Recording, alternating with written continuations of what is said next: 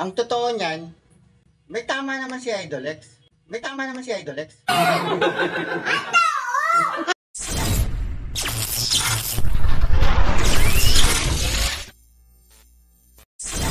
Good morning mga kalapatids. Gusto ko lang linawin na wala tayong samaan ng loob o galit kay Idol X, no? Tayo po ay content creator lang na gustong magpasaya. Burratis dyan. Sa lahat ng mga naiinis dahil dun sa mga ginagawa kong reels, no? About sa idol nyo. Video naman po nila yon.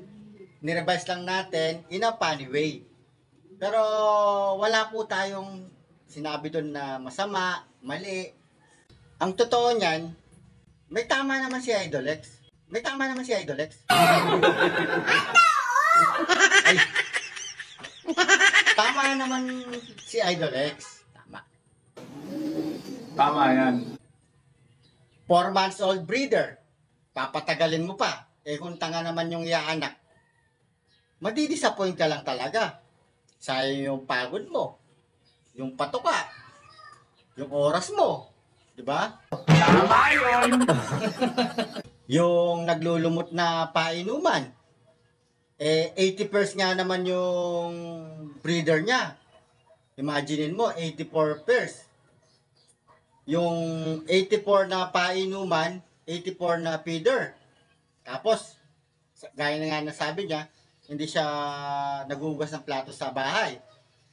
Ako, naranasan ko rin yan mga kalapatids na mag-alaga ng mga lovebirds. 100 pairs na parakeets. Tapos, iba pa yung mga African lovebirds ko. So, ang dami-dami talaga. Sa umaga, lalagyan mo yung mga painuman, lalagyan mo ng pagkain. So, sa 100 na pares, 200 na feeders yun at saka painuman mga kalapatids.